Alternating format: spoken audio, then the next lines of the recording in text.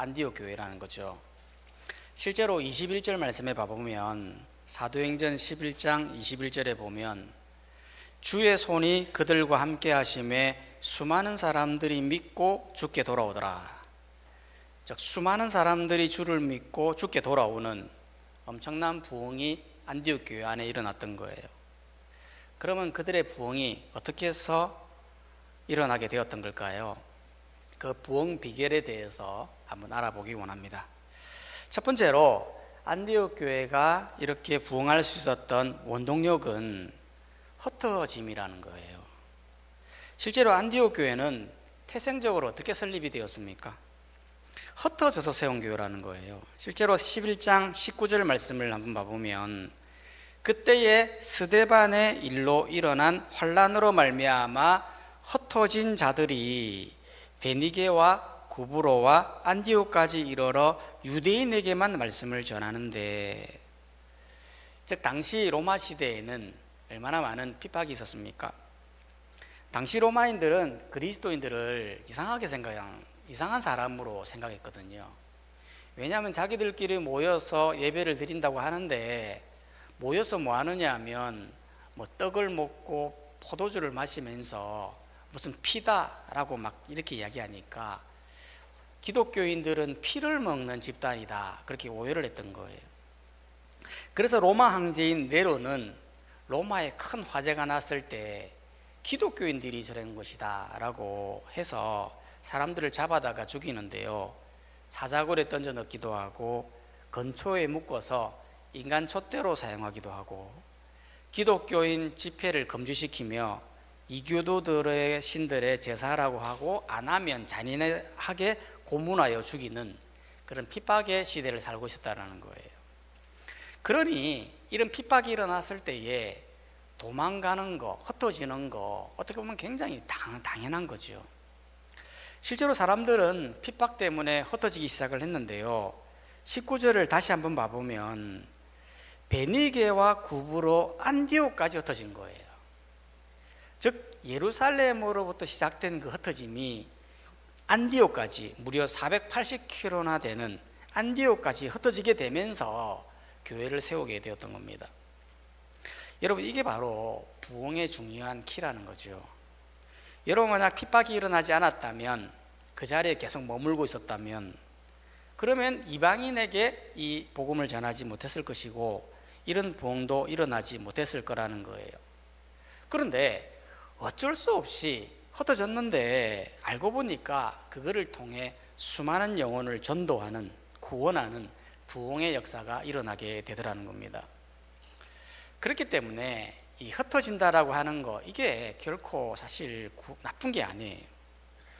우리는 흩어진다라고 하면 뭔가 질서로부터 벗어나는 느낌이고 뭉치면 살고 흩어지면 죽는다, 그런 의미로 받아들였는데요, 물론 뭉치면 좋을 때가 또 있어요. 여러분, 우리 한번 뭉쳐봅시다. 그럼 어떤 마음이 듭니까? 마음이 동하죠. 왜 그런 겁니까? 사람은 기본적으로 모이기를 원하거든요. 사회적 관계성이 있기 때문에 모이기를 굉장히 원한다고요. 여러분, 사람들이 굉장히 개인적으로 보여도요, 사실 혼자서 살아라 그럼 못 살아요. 사람들이 왜 조직을 만듭니까? 왜 클럽을 만들고 왜 카페를 만들고 왜 동호회를 만듭니까? 그건 내가 조직 안에 있어야 안정감을 느끼고 또 나의 정체성을 인식한단 말이죠. 지금도 보십시오. 사람들이 왜 도시로 자꾸 몰릴까요? 도시는 점점 커지고 지금 농촌에는 사람이 없어요. 특히 젊은 사람들이 너무 없다 보니까 마을 자체가 너무 없어지려고 하니까요, 지자체에서는 집도 줄게, 돈도 줄게, 공짜로 줄게 하는데도 안 가는 거예요. 바벨탑 시대 때도 마찬가지였어요. 여러분, 노아의 홍수 이후에 수많은 사람들이 죽고 나서 8명의 사람이 남았잖아요. 이 사람들이 번성하기 시작하면서 사람들이 나타나는 현상은 뭐였냐면 다시 모이더라는 거예요. 다시 모이면서 군락을 이루고 도시를 형성하죠. 그리고는 뭐 하느냐? 바벨탑을 만들자는 거였어요. 바벨탑은 왜 건설하는 걸까요? 이유는 하나였어요. 자기 이름을 내자 하나님에 닿게 하자. 무슨 말입니까? 함께 모여서 신에게 도전을 하자는 거예요. 즉 신 없이도 우리가 충분히 잘 해낼 수 있다라고 하는 그 교만한 마음으로 바벨탑을 지으려고 했다는 거예요. 그러니까 하나님 어떻게 합니까? 흩어버리는 거죠. 언어를 혼잡하게 해서 서로 못 알아듣게 해서 흩어버리는데, 흩어지니까 말이 통하는 사람끼리 또 모이기 시작하면서 하나님의 역사가 다시 새롭게 시작되더라는 거예요. 교회도 마찬가지라는 거죠. 여러분, 교회가 부흥을 하려면 두 가지를 잘해야 돼요. 모이면 예배하고 흩어지면 전도하는 거죠. 이게 성장의 키예요. 교회는 예배하기 위해 잘 모여야 돼요. 예배에 빠지지 말고 예배에 목숨 걸고 지켜내야 되는 거죠. 뿐만 아니라 동시에 흩어지면 전도해야 돼요. 여러분, 하나님께서 왜 일주일에 한 번 이렇게 예배로 모이게 하는 걸까요? 매일 모이게 해도 되잖아요. 매일 모이게 해가지고 아침 저녁으로 모여서 예배드리고 찬양하고 교제하고 얼마나 좋아요. 근데 하나님이 그걸 원하시는 게 아니라는 거예요. 일주일에 한 번 예배를 드린다는 건 뭐를 의미하는 거냐면, 나머지 일주일은 하나님의 영광을 위한 삶을 살아라 라는 의미인 거예요. 하나님께 영광을 돌리는 삶이라는 건 매일 전도하라는 의미가 아니에요. 그렇다고 매일 먹고 사는 일에만 빠져 살아라, 그것도 아니에요. 하나님이 흩으시는 이유는 다른 게 아니라 내가 있는 곳에서 하나님께 영광을 드러내라는 것이죠. 여러분, 실제로 세상 사람들이 하나님을 어떻게 발견할까요? 성경을 보여주면 하나님을 발견합니까? 내가 기도하면 발견됩니까? 세상 사람들이 하나님을 발견하는 유일한 도구는 나의 모습을 통해서 보게 된다는 거예요. 즉, 나의 착한 행실을 통해서, 믿는 자의 삶의 부분을 통하여서 내 안에 계시는 성령 하나님을 보게 되어지고 하나님을 만나게 되는 거예요. 그렇기 때문에 교회가 성장하기를 바란다면 모이면 예배하고 흩어지면 핏된 생활들, 복음적인 삶을 잘 감당해야 된다는 거예요. 요즘 교회가 심각한 게 뭐냐면 새가족이 안 온다는 거예요. 교회가 어느 정도 규모가 되는데, 예전 같으면 막 매주마다 한두 가정씩은 꼭 왔는데 요즘에는 새가족을 찾아볼 수가 없다는 거예요. 물론 코로나의 영향도 있고 세상이 악해진 것도 영향이 있지만, 그만큼 그리스도인들이 세상에서 핏된 생활을 감당하지 못하고 있다는 걸 반증하는 거예요. 그렇기 때문에 우리는 이 성경적 원리를 잘 알고 모이면 예배하고 흩어지면 핏된 삶을 감당하는, 하나님의 영광을 드러내는 삶을 살아야 된다는 것입니다. 그렇게 삶을 이어가는 우리 모든 성도님들 되시기를 주의 이름으로 축원합니다. 두 번째로 안디옥 교회가 성장할 수 있었던 부흥의 키는 뭐냐면 누구에게나 전도했다는 거예요. 여러분, 이때 당시에는 아무에게나 전도하지 않았어요. 실제로 오늘 말씀해 보면요, 유대인에게만 말씀을 전했다라고 말하고 있거든요. 왜 유대인에게만 말씀을 전하는 걸까요? 그건 그들이 생각할 때 당시에는 하나님이 구원하는 사람은 유대인만 구원한다고 생각했기 때문에 그런 거예요. 그런데 이들에게 변화가 생겼어요. 즉 20절에 보면, 사도행전 11장 20절에 보면, 그 중에 구브로와 구레네 몇 사람이 안디옥에 이르러 헬라인에게도 말하여 주 예수를 전파하니 주의 손이 그들과 함께 하심에 수많은 사람들이 믿고 주께 돌아오더라. 즉 헬라인에게 전했더니 주의 손이 함께하여 수많은 사람들이 믿고 돌아왔다는 거죠. 헬라인이 어떤 사람들입니까? 당시의 이방인들입니다.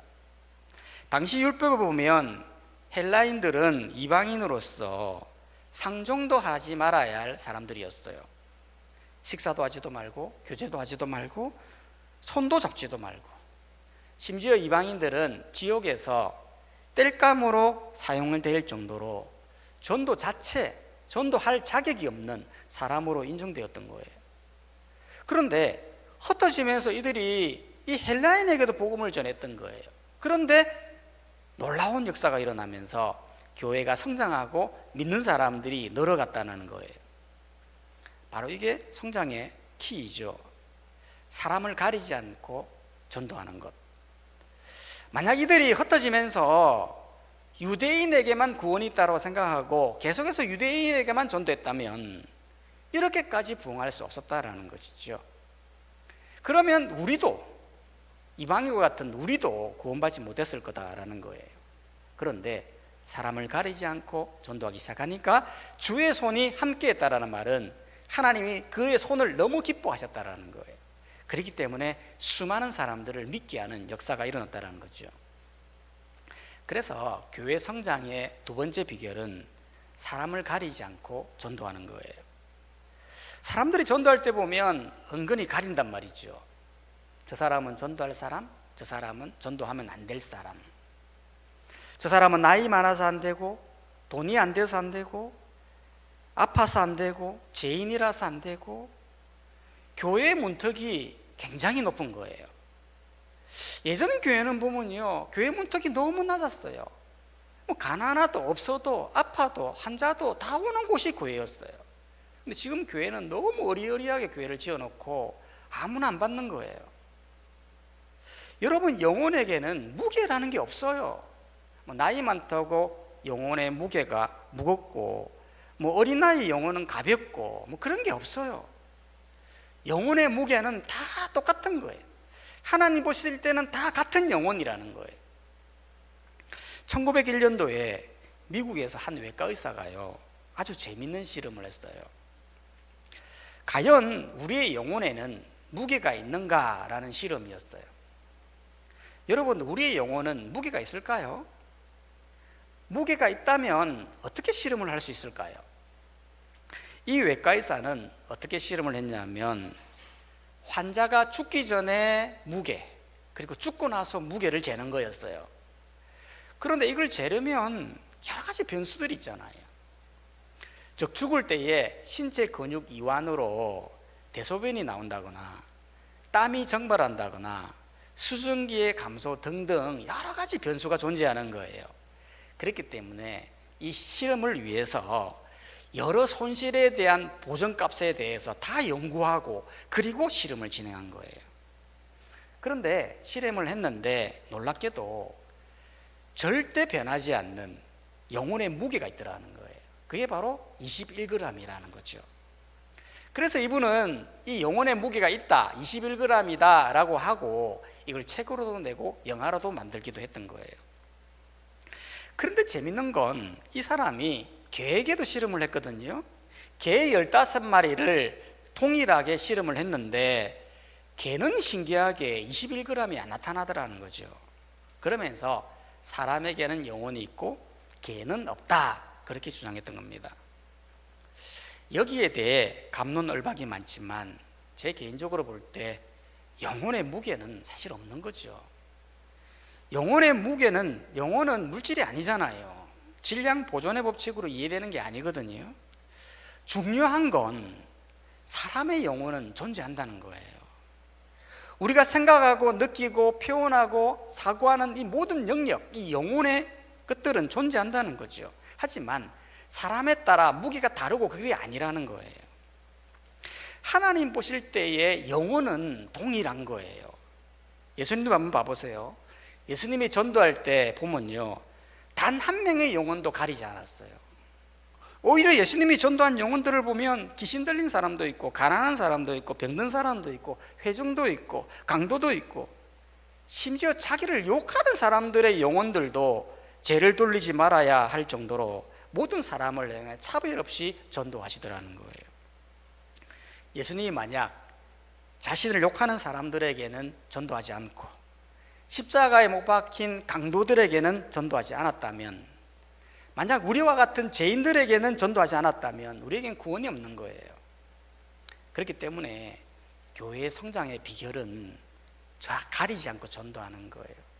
내 나름대로 이 사람은 돼, 안 돼, 그렇게 판단하지 마시고 누가 되었든 간에, 부자이든 가난한 자든 병든 자든 죄인이든 아픈 자든 누가 되었든 간에 영혼의 무게는 하나님 보실 때 똑같다라는 걸 알고 전도해야 된다는 걸 기억해야 하는 것입니다. 세 번째로 안디옥 교회가 성장할 수 있었던 세 번째 비결은 뭐였냐면 한 사람의 섬김이었다는 겁니다. 여러분 24절에 보면요, 안디옥 교회가 이렇게 성장할 수 있었던 비결에 대해서 말하면서 중요한 사람 한 사람을 소개하는데요, 그 사람이 누구냐면 바로 바나바예요. 실제로 사도행전 11장 24절을 보면 바나바는 착한 사람이요 성령과 믿음이 충만한 사람이라 이에 큰 무리가 죽게 더하여 지더라. 즉 바나바는 한 사람이잖아요. 근데 이 한 사람이 큰 무리가 죽게 더하여지는 역사가 일어났다는 거예요. 어떻게 해서 그런 일이 일어났던 걸까요? 그건 다른 게 아니고 이 한 사람이 한 사람을 잘 세웠기 때문에 그런 거예요. 실제로 바나바가 한 일을 보면요, 크게 한 일이 없었어요. 그가 유일하게 잘한 일이 뭐였냐면 사울이라는 사람을 데려다가 바울로 세우는 일, 이 일을 잘한 거예요. 실제로 25절에 보면 사도행전 11장 25절을 보면 바나바가 사울을 찾으러 다소에 가서 만남에 안디옥에 데리고 와서 둘이 교회에 1년간 모여 있어 큰 무리를 가르쳤고 제자들이 안디옥에서 비로소 그리스도인이라 일컬음을 받게 되었더라. 바나바는 그저 사울이라는 사람을 제자에게로 인도하여 그를 세우고 그리고 그가 하는 일에 돕는 일, 그거밖에 한 일이 없다는 거예요. 그런데 이 한 사람을 잘 세워놨더니 이게 하나의 원동력이 되어서 교회가 크게 부흥하는 역사가 일어났다는 거예요. 실제로 바울을 세웠더니 바울이 어떻게 합니까? 엄청난 일을 하잖아요. 여러분 바울이 하는 일들 보면요, 그침이 없죠. 수많은 영혼을 구원하고 교회를 세우고 세계 7대 성인 안에 들어갈 정도로 어마어마한 역할을 하거든요. 그렇게 할 수 있었던 원동력이 바로 바나바의 이 섬김, 바나바의 이 세움, 이 역할이 바로 교회의 부흥의 큰 기초가 되었다는 것이죠. 그렇기 때문에 바나바를 소개할 때 이렇게 소개하는 거예요. 24절을 다시 한번 봐보면 바나바는 착한 사람이요 성령과 믿음이 충만한 사람이라. 아니 우리가 생각할 때는 바울과 같은 사람을 세우려면 소개할 때 이 바뀌어야 되잖아요. 성령과 믿음이 충만한 사람이고 착한 사람이다, 성령과 믿음이 충만한 사람이다, 이걸 더 강조해야 될 것 같은데 왜 착한 사람이다라고 왜 말하는 걸까요? 그 이유는 다른 게 아니에요. 남을 세우고 돕고 섬기는 이 일이 아무나 할 수 없는 심성이 착한 사람이 해야 할 일임을 강조하는 거예요. 실제로 여러분 남을 세우고 나는 감추고 남을 세우고 하는 일이 이게 아무나 못해요. 우리는 다 주목받기를 원하는 거예요. 내가 주목받기를 원하는 거예요. 그런데 나는 감추고 남은 세워주고 남이 잘 되도록 성공하도록 도와주는 이 일을 아무나 못한다는 거예요. 이거는 본래부터 심성이 착한, 본래부터 착한 사람이 감당할 수 있는 영역이라는 거예요. 실제로 바나바를 한번 봐보십시오. 바나바가요 동역자를 찾고 있을 때 사울이 있던 다소로 가요. 사실 이 가는 것도 쉽지 않아요. 바나바가 있던 예루살렘에서 다소는 무려 500km예요. 그 길로 가려면요 넘어야 될 타울러스 산맥이 있는데 그걸 가로질러 넘어가야 돼요. 얼마나 많은 수고와 노력과 힘듦이 있습니까? 또한 당시 사울은 예수님을 핍박하는 사람이었어요.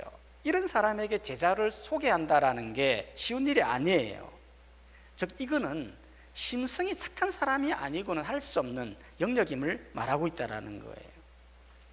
그렇기 때문에 교회는 성장하려면 이런 심성이 착한 사람이 많아야 돼요. 즉 나의 이익보다도, 내 이익보다도 남의 이익을, 공동체의 이익을, 하나님 나라를 위해 섬길 수 있는 그런 착한 사람이 많아야 된다는 거예요. 오늘날 사람들을 보면요 얼마나 계산이 빠릅니까? 내가 노동을 하면요 그 노동의 대가가 정확해야 돼요. 조금이라도 어긋나면 바로 분노해요. 교회도 보면요 이 세상적인 노동의 대가가 탁 들어와서 교회에서 뭐 일을 하려고 하면요 사람들이 안 합니다. 그래서 성가대 제장도 돈을 주어야 부를 수 있고요, 반주자도 돈 줘야 되고요, 찬양 인도자도 돈 줘야 되고요, 식당 주번도 돈 줘야 되고 청소도 돈 줘야 됩니다. 교회가 갈수록 세상적인 논리대로 교회가 진행되어 간다라는 거예요. 그러니까 자그마한 교회는 도저히 설 자리가 없는 거예요. 하지만 우리 교회는 얼마나 감사합니까? 다들 다 무보수로, 심지어는 자기 돈 내어서, 자기 시간 내어서 다 섬기고 있지 않습니까? 이게 착한 사람이 아니면 할 수 없는 영역이라는 거예요. 여러분, 한 사람의 섬김, 그거 아무것도 아닌 것 같이 보여도요, 하나님은 다르게 보신다는 거예요. 하나님은 바나바의 그 착한 심성으로 했던 그 하나의 그 삶이 그 교회를 부흥시키고 바나바를 칭찬하는 놀라운 은혜와 역사로 나아가더라는 거예요. 그렇기 때문에 우리가 섬기는 이 섬김이 결코 작은 일이 아님을 기억하고, 주님이 나라를 위해서 모이면 예배하고 흩어지면 빛으로 소금으로 나아가는 이 사명을 잘 감당해야 한다라는 거예요. 특별히 우리 9월 15일부터 전도 모임을 나가게 돼요. 이렇게 어려운 시국에 전도가 무슨 말이냐라고 생각할 수도 있지만, 우리는 어떻게든 간에 모이면 예배하고 흩어지면 전도해야 된다는 사명을 가지고 나아가는 거예요. 직장에 계시는 분들은 직장 속에서 삶으로 빛으로 영광 드러내시고, 집에 계시는 분들은, 시간이 되시는 분들은 교회에 나와 함께 전도하면 좋겠다 싶습니다. 한 사람의 전도, 그거 아무것도 아닐 수도 있지만 하나님 보실 때는 그 한 사람의 전도를 굉장히 귀하게 보시는 거예요. 우리의 섬김을 통하여 수많은 영혼들을 옳은 대로 인도하는 우리 모든 성도님들이 다 되시기를 주의 이름으로 축원합니다. 시간 다 함께 말씀을 생각하시면서 한번 기도했으면 좋겠습니다.